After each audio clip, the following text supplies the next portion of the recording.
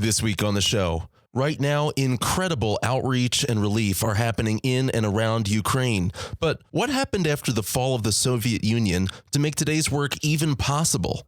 Part of it goes back to that collapse of the Soviet Union. When we went in, there was a missiological principle that we followed. And the question was the Soviet Union going to come back? If you talk to Ukrainian believers in that day, they would all say this is all a political trick. The Soviet Union is going to come back. We won't have our freedom. So we got to take advantage of what we have now and do what we can. So our missiological principle is always invest in national partners so that you're preparing them for a day when missionaries cannot be there. Duane Early, Vice President of Strategic Partnerships with ABWE, explains. Stay tuned. Welcome to the Missions Podcast, the show that explores your hard questions on missions, theology, and practice to help goers think and thinkers go. I'm Alex Kochman, Director of Advancement and Communications with ABWE, here again with Scott Dunford, old buddy, old pal, pastor of Redeemer Church in Fremont, California. And we have another live studio guest here today as well, another old friend, or elderly friend, or wise friend. It's going to be hard to maintain our composure here. Duane Early, Vice President of Strategic Partnerships with ABWE, is here. Let's just hop right into it, Scott. Everyone is talking and thinking about Ukraine, right? Yeah, of course. And I'm thankful for that. It should be when we see crises on the news, you know, they of course grab our attention, and when we know people on the ground. And of course, Duane knows a lot of people on the ground, having serving many years in Ukraine. And I had a chance to run into him. He ran into me, stopped by California. I mean, what's a guy from Pennsylvania or living in I should never say you're from Pennsylvania, you're from Michigan, but living in Pennsylvania, coming through California, we had a chance to sit down and have a meal together and talked a little bit about what's going on. I know, Alex, you guys have talked. So Duane, just jumping right into it, you were a missionary for many years in Ukraine. I've heard amazing stories of you and your family and moving in right after the fall of the Iron Curtain and the amazing things that God did there. You have deep relationships and long relationships with pastors and the work that was done there at that time. And you've been a part of it, you know, in your leadership roles at ABWE since then. So now you've transitioned, not recently, but you're in a role where you're working with churches here in America. And I'm sure this is a heavy on everyone's mind. As soon as I said to our people, you know, Duane was a missionary in Ukraine, people perked up. You know, they're interested in it. So what questions do you hear most from churches here in America about the situation in Ukraine? And, you know, when they ask you, what's your answer to them about what's going on and what they can do? Well, Alex and Scott, it's a privilege being with both of you. You know, I have such a high esteem for both of you and your ministries. And yes, Alex, I am old. If you could see me right now, I have a white beard and white hair. So, I am not a young guy. Whether I have wisdom, that's for others to determine. You are spry, though. Oh, okay, I am spry. We'll have to ask my wife that question. But anyways, I'll go with that. But Scott, that's a great question. I think the first thing that people want to know is, why did this happen? Why did this take place? When we see crisis in the world, when we see pain, when we see hurt in our individual life or corporately or even in a country or a people group, we ask why. And I think that you have to understand that there's always a struggle between evil and good in the world, between God and the evil forces of this world. Putin didn't just attack Ukraine because of NATO. I know that's a prevailing thought that is out there, because NATO somehow was a threat to him. That wasn't really the ultimate threat. The threat to Putin was that 35% of the people in Ukraine are ethnic Russian. Those ethnic Russians have family members back in Russia. And the civil liberties, the freedoms that the Ukrainian people enjoyed, the prosperity the Ukrainian people were feeling, was a huge threat to change the attitude and opinion in his own country, in Putin's country. Not only that, but if you look at all of Europe and that part of the world, Ukraine is the beacon for evangelicalism. More Christians in that country percentage than anywhere else. In fact, what God did with the Soviet Union falling apart and being destroyed was the very fact that the gospel filled that vacuum in a way that was just absolutely amazing. In fact, even as I talk about those days in the early 90s, Scott and Alex, I'll tell you, some of the things we saw God do were so miraculous that when you tell them to other people, they look at you like, did that really happen? Could that really happen? But we serve a God that's miraculous. So Putin had to take Ukraine out because of the impact it was making on his own ability to lead his own country. It was the biggest threat that he faced. And when you think about it, think about the gospel being a big threat. Yeah. The gospel is a threat to all tyrants, to all evil. Amen. And it's like he's doing it. And what's amazing to me is watching now the resolve of the Ukrainian people who, by their very nature, are hospitable, loving, caring people. I've traveled in probably 75 countries around the world with my roles at ABWE. I have seen many different people groups, and I don't know that I've met a more kinder, gentler people group than the Ukrainians in all my travel. There's a few I would throw into that.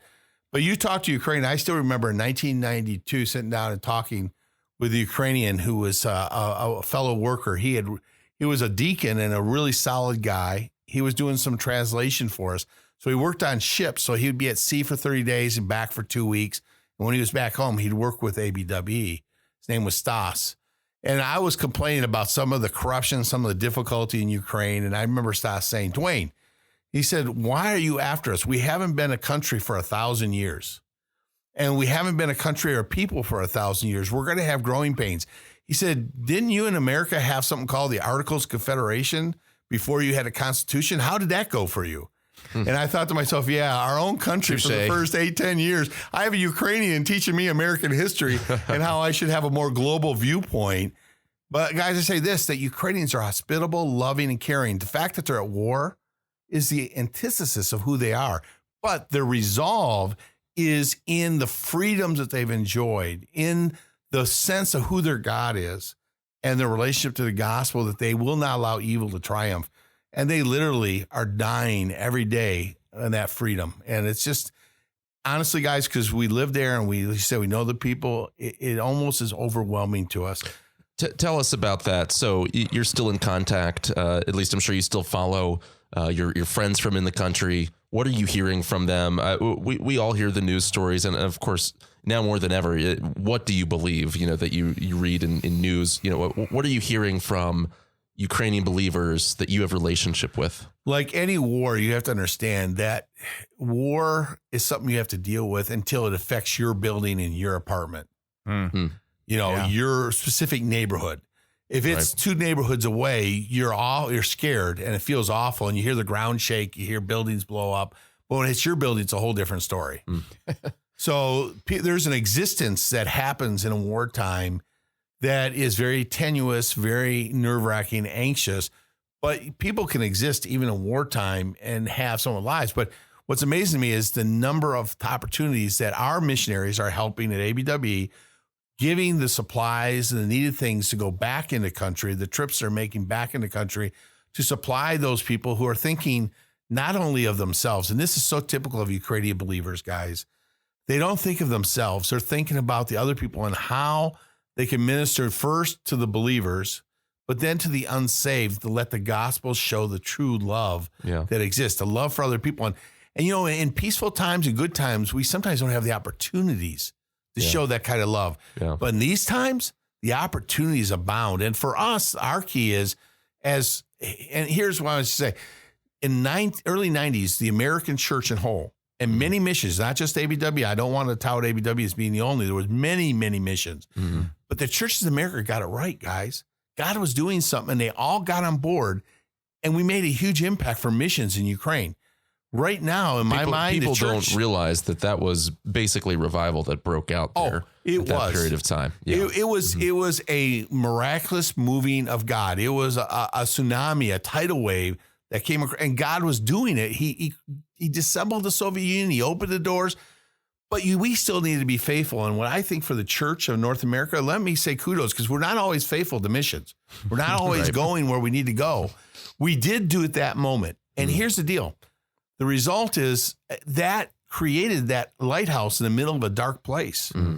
And now we need to rise up with our Ukrainian brothers and sisters who are in the Lord and stand shoulder to shoulder with them. We need to be engaged with them and help them have what they need when they need it. That's so important. Mm-hmm. Well, I want to dive in a little bit later into how we can exactly stand shoulder to shoulder with them. And I know you've got some thoughts about that, but I kind of want to drill a little bit deeper into that question. You talked about Ukraine and the gospel presence or being a lighthouse in that region.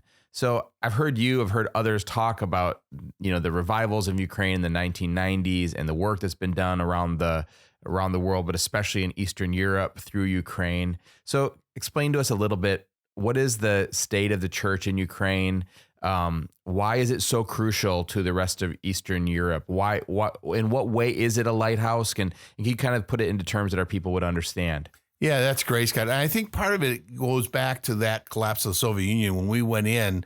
And like I said, not just us, I don't ever want to say ABW was exclusive. It wasn't. We were very inclusive to many, many organizations. And it really was a time when missions worked really well together. I mean, as different organizations, which was exciting. There was great networking going on, even before network was a buzzword. It really was kind of cool. But as I look at it, there was a missiological principle that we followed, all of us. And there was kind of the thought that, was the Soviet Union really gone? Ukraine began into the country in 92 in August. And the question was the Soviet Union going to come back? If you talk to Ukrainian believers in that day, they would all say this is all a political trick. The Soviet Union is going to come back. We won't have our freedom. So we got to take advantage of what we have now and do what we can. So our missiological principle is always invest in national partners so that you're preparing them for a day when missionaries cannot be there, when missionaries cannot be on the ground, when missionaries will not be part of the solution. But that comes in with the sense of coming alongside them, training and developing. It's kind of the idea of, you can give people a fish and feed them for a day, teach them how to fish, and they can feed themselves for a lifetime. We wanted to train people how to do ministry, how to multiply their own churches. All the works we worked with were always like, in the very seeds of a new church plant was another church. There was inside that very kernel that we were planting was another church to multiply. And it didn't need ABWE. It didn't need Americans to make that happen. If you did it right, it could reproduce itself, which that becomes then really a kind of momentum or a compounding effect that's far greater than what humanly we can do. Yeah. So now today, as I look at it, who's in Ukraine today? Ukrainians, the church. They are well prepared in over 20 years for the crisis that's faced them because of the missiological principle that was instilled with them in the 90s. Hence, it's a lesson for us, and everywhere we go with the gospel, how important are our national partners? Well, they're everything, guys. Yeah, whether you're serving in a dangerous, closed country or not, what would happen if you were kicked out tomorrow? Is there a foundation that's laid there? And problems happen. There's visa issues, right? There's all sorts of reasons you could get kicked out of a country. We're not just talking about, Russia, China, North Korea. That could happen in a lot of different places. So that's an interesting, I think, principle to apply there too. Because sometimes we complain about this idea of multiplication when you only ever hear it spoken of as this very pragmatic, numbers driven thing. It sounds very North American and we want to do everything rapidly. But there is a biblical principle there of something healthy does reproduce, and you want to see churches planted that own the mission and understand their responsibility to endure, because they're not taking that missionary's presence there for granted forever. Yeah, and I also think, too, one of the reasons I joined ABW is that it was so local church oriented, that when you leave behind a church, you leave behind a legacy. You leave behind the opportunity to minister long after you're gone. Whether and ultimately, Alex, all of us have lifespans that are numbered. So it's like, even if you aren't in a community which has persecution, you have so many years you'll be there and you'll be gone. What are you leaving behind? It will multiply itself. So let me shift a little bit. There's another side of this conflict, and that's Russia. Now, you ministered in Russian, which I'm sure got some different reactions from Ukrainians speaking to them in Russian, and you worked with Russians on both sides of the border. So what was that like, and what do you want people to know about Russian believers in the midst of all of this? Well, I think first of all, remember, I said earlier, 35% of Ukrainians are ethnically Russian. So they speak Russian. In fact, probably still 40% of the population in Ukraine speak Russian. So it's not even a language thing. It could be argued that 100% of the Russians are ethnically Ukrainian. Yeah, that is true. I mean, since going back in history, Kiev is the birthplace of all of that is Rus. Yeah, I get that. Of the Rus people. That is an interesting thought. But and by the way, there's a lesson there too, which is that there's layers of history here that most Americans, we have no idea, and we do see it very simplistically. We don't understand all of what that means. Well, historically, the Poles were as anti against the Ukrainians as the Russians were historically. They actually dominated the Ukrainians too. So, but that's history. Where we are today is just talking about Ukraine being ethnically Russian, not just Ukrainian. Is understand this, that even during the 90s when we were working in Ukraine, we were sending our teams out with Ukrainian missionaries to Russia to minister in villages and towns in Russia. Wow. And so there was this connection between the Russian evangelical church and Ukraine that was symbiotic. It was together. Hence, today, there are many centers of evangelicalism inside of Russia. But in the last 5 years, guys, they've been persecuted before the war. Christians who are in Russia have been persecuted and have been harassed and even been imprisoned because of their faith. That's a story that doesn't get a lot of ink, but it's still very true. And in fact, I don't know if you follow all the news feeds, but I tend to follow news feeds that maybe are a little bit more closer to home. And that there was a group of evangelical pastors that did write a letter to the Kremlin, to Putin, asking him to stop the war based on the goodness of God. And they signed their names to the document. You know what that's like, sending a letter to Putin with your name on a document asking you to do something that is counter to what Putin's agenda is? That's almost like an automatic prison sentence. So when you say Russian believers, how close are they to our Ukrainian believers and how much are they opposed to the war? 100% to the point of listing their names on a document. And I think that says all you want to say. And appealing to a civil authority on the basis of Christ. It's almost like a Daniel moment. There's a lesson to learn there. There's a Daniel moment there, isn't there? Even they're facing the fiery furnace. Yeah. And they said, God will protect us even as long as we do what's right. And so I have utmost respect for our Russian believers. So, I mean, I want to just drill into this a little bit. One of the statements I saw on something on the internet was saying, well, Putin is Christian and he's backing Christians. and I wonder, it seems like Putin has aligned himself very much with the Orthodox Church in Russia. Do you see that as kind of a politically motivated thing to kind of wipe out his enemies by aligning with the Orthodox Church in that way? What would you say to those who are like, no, Putin's Christian, we should be aligned with Putin because we should be Christian? Well, the Orthodox Church is problematic almost on every level. They've always been highly political in who they are. And there's actually not much love between the Russian and Ukrainian Orthodox churches. They're quite opposed to each other. So there's unique history in that part.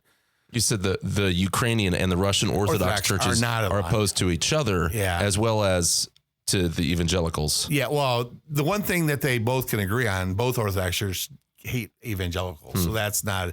Given the only people they hate worse than evangelicals are Catholics, but that's another whole geopolitical thing because Catholics and Orthodox are like the most opposed in Christianity. When you use Christianity as a broad term, I'm not saying evangelicalism, I'm talking about Christianity. Yeah. They're as opposed as they can be, but the one thing Catholics and the Orthodox can agree is they really don't like evangelicals too much, either one. And I think we're an acquired taste. We're an acquired taste. We aren't even acquired taste, and they don't even put up with us. They usually put us in prison. That's usually where we end up going. So, in that part of the world, that's so typical. And you have to understand the mind of the Russian Ukrainian believers. They know that they're born into that life. They know they're born in that system, and yet it doesn't deter them to be who they are. And that's the difference of growing up in a culture which is free and open. And to some point, the Ukrainians enjoyed that for, the last 20 years. That's what they're so feared of, is that they're going to lose all that and go back to a culture which is more in Russia at this time. But the two things about Putin, I will say this. There's two quotes I always associate with Putin. One is that he said, once you're in the KGB, you're always in the KGB. Even though the KGB doesn't exist, that is what defines Putin. He was born and raised in the KGB. Today, he is still Mr. KGB. The second quote I love from him, he said, if anybody doesn't miss the old Soviet Union, he has no heart. Anybody who wants it back has no brain. And the Soviets were completely secular. They would use the Orthodox Church for political purposes. But we're not talking about an Eastern Orthodox war here. We're talking about a political regime. The Soviet Union, too, was pronounced atheistic. Right. They were believers. There is no God. But they used it because if you go to the Kremlin, it's churches everywhere, right? Whereas we're very sensitive about mixing those church and those public spaces. Yeah, definitely. And historically, you couldn't do that before communism, before the rise of the Soviet Union. You could not divorce politics from religion in that part of the world. They were together. Yeah. But it's true even in Europe. When you look at European history and Catholicism in Europe, how did you separate the Pope who told kings what to do? Yeah. Right. Yeah. So that's not a very common theme in Europe. Yeah. Yeah. Religion mix. It's only in America that we got to the point where we said you shouldn't mix government with a religion. It was a really novel idea back in the 1800s when that came out. With just a few unintended consequences along the way. Well, there's always unintended consequences, but still, it was somewhat of a very different thought. Yeah. So help us bring this back down to brass tacks, and how would you encourage people to be involved? And we've talked with Caleb Suko in a previous episode about our Ukraine Crisis Fund. There's things that can be discussed there, but I also know, Duane, one thing that we love about you is you're a man of prayer. Yeah, first let me say that my heart goes out to Mike Gustafson, his family, Caleb Suko, his family, Holly Friesen is there. There's some people that serve there that I personally went out and recruited to ABWE because I thought they'd be great teammates in Ukraine, and they have been. Nothing but love and respect for them and their families. It just floods with memories. But to your point, and I think what I would say is that first and foremost has to be prayer. How does a man or woman of God respond to crisis? What I just mentioned Daniel early. What did Daniel do? He prayed, he fasted. It's like prayer and fasting can change the hearts of kings and kingdoms. It can dethrone the evil in the highest places. I think of Psalm chapter 2 and how God views people like Putin. How does he view President Putin? He views him and he looks at him. He says, you have plans, you have thoughts, you have evil intents, and I laugh at you because you're insignificant compared to me. We serve a God that removed the Soviet Union from the political map, allowed the gospel to come in. Can God stop the war? And my answer is emphatically yes. Yeah. But we have to be men and women of faith to believe. It's great to be able to have a heart and hurt. And certainly my wife and I have that hurt in our heart. We've carried it since the beginning of the war. But my response is to go before God and humbly place ourselves dependent on him to be able to do the things that only he can do, and to be consistent and persistent in that prayer, to make that a part of our daily lives right now. And I think that becomes important. I think other than prayer, I would say is, as I mentioned before, standing shoulder to shoulder. What can we do to help our Ukrainian brothers? Make sure, our government has said they're going to help with certain things they can do as a government. Well, what can the church do as their role? And make sure that the refugees have food, they have water, they have clothing, they have shelters. And guys, you can't do any of that without funds. I've never seen a refugee camp that's ever been helped without funds. ABWE has started a fund, a Ukraine Crisis Fund. And praise God, already we've got over $400,000 that have come in for our Ukrainian brothers. Soon I have about 8 families that we've known in our lifetime that are not even believers. They won't even listen to this podcast because they're not evangelicals. But you know what they've stepped up and done? They've already given to that fund through ABWE because they know us and they know our heart for the Ukrainians. And they said, we want to make a difference. We want to make sure food, clothing gets to these people. Yeah. You can do that through abwe.org/help Ukraine. All right. Help Ukraine. So we have the Ukraine Crisis Fund. What is it that when someone gives to the Ukraine Crisis Fund, what are the kinds of things that are being done? Because as a pastor, as a donor, when I'm looking to give, I want to understand, what's this going to be used for? Do you have some examples of what that money is being used to do and where it's being used? Yeah, we've gotten some notes from some of our teammates that are ministering in Moldova, Romania, where so many of the refugees are, sending photos. They've got mattresses, cots, sleeping bags set up on the floor of one of the churches, for instance, in Moldova. And they're hosting not only refugees that are Ukrainian, they're also encountering Muslims and Hindus and people that were expats in Ukraine and need the gospel, and they've been displaced as well, along with the rest. And there's opportunities there they've been able to purchase with some of those funds, vans for transportation, food, fuel, all the sorts of things to meet those physical needs. And that is it.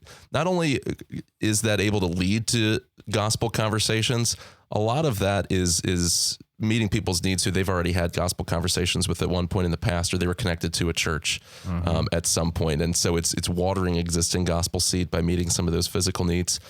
So we're excited for that. God has been gracious to us in that regard, but pray for the team that they're able to continue to get money in and out of the country, that things remain open enough for some of these other countries that we're able to meet those refugee needs. And that's abwe.org/Ukraine.